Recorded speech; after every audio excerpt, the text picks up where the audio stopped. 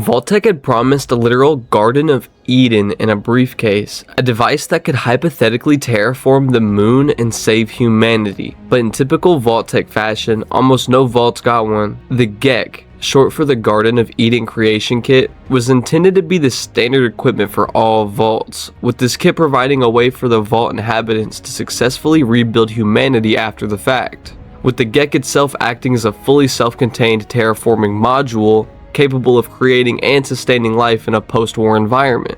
Yet it was all somehow packed into a small silver briefcase labeled GECK. See, Vault-Tec themselves had even proudly declared that in the event of total global annihilation, a properly functioning GECK will create an earthly paradise. Vault-Tec in this instance even went as far as saying that the GECK could fertilize preconditioned areas on the moon. The Garden of Eden Creation Kit ended up being fundamental in the construction of both Shady Sands as well as Vault City, with both cities born from vaults that had successfully deployed their own GECKs. See, the device wasn't just a magic terraforming box, it was a civilization starter kit. It gave you everything from infinite power via cold fusion to the literal blueprint for rebuilding society, right down to the Adobe bricks. Stepping back a little bit, the Garden of Eden Creation Kit included seed and soil supplements for turning wasteland ground into fertilized soil, returning portions of the earth to its former glory and making farming as well as all forms of agriculture possible again.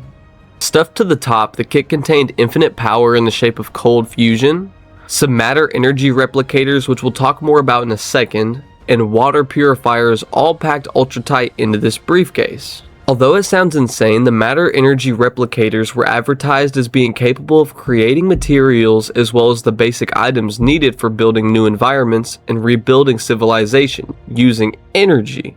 Basically, this device was able to turn energy into matter. The kit also included additional codes for the vault systems to allow for the manufacturing of additional jumpsuit varieties, as well as the schematics for weatherproof gear and armor, force fields, and even the instructions on how to create Adobe buildings from raw materials, going as far as to include instructions for the user to manufacture sandcrete. One thing we do need to figure in is the fact that the Garden of Eden Creation Kit itself was merely based on a variety of assumptions about the post-nuclear world, as its creators had no real way to determine what challenges the survivors of nuclear war would face after the bombs fell. The GECK was developed by Dr. Stanislaus Braun, a Vault-Tec scientist who wasn't just any normal scientist. He was a monster. As the head of Vault-Tec's future tech division, he masterminded many of the gruesome experiments we've seen across the wasteland within many vaults. With Braun himself also being the overseer of Vault 112, this man was a very valuable asset to Vault-Tec prior to the bombs falling. Braun himself being an excellent scientist, putting a lot on the table for the company in regards to the previously mentioned future tech division.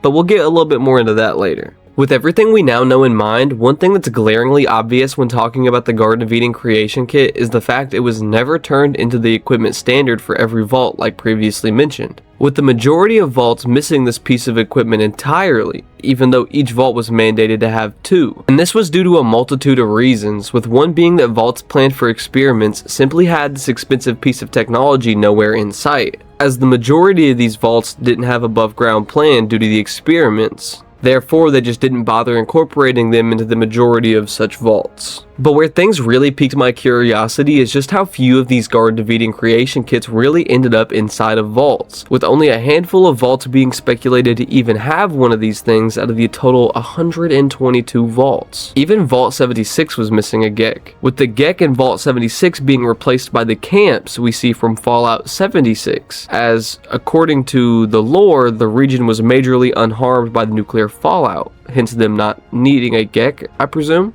An entirely different situation is what we had seen in Vault 111. With all the vault occupants cryogenically preserved for experimentation, no anticipation for these vault dwellers to reclaim the surface was ever thought of, once again clearing the air for why there was no GECK within Vault 111 in Fallout 4. Staying in the Commonwealth for just a moment, while on the surface it seemed as if Vault 81 was a traditional vault with the age-old plans to reclaim the surface at some point, they had used their Garden of Eden creation kit to maintain Vault 81's secret purpose of being a long-term research facility on the wasteland. In this situation, the GECK was being used to maintain the constant issues the vault would face over the coming centuries. Zooming out a little bit, there's sadly only 4 instances where a Garden of Eden creation kit even saw use within the wasteland. One of such instances was Vault 8.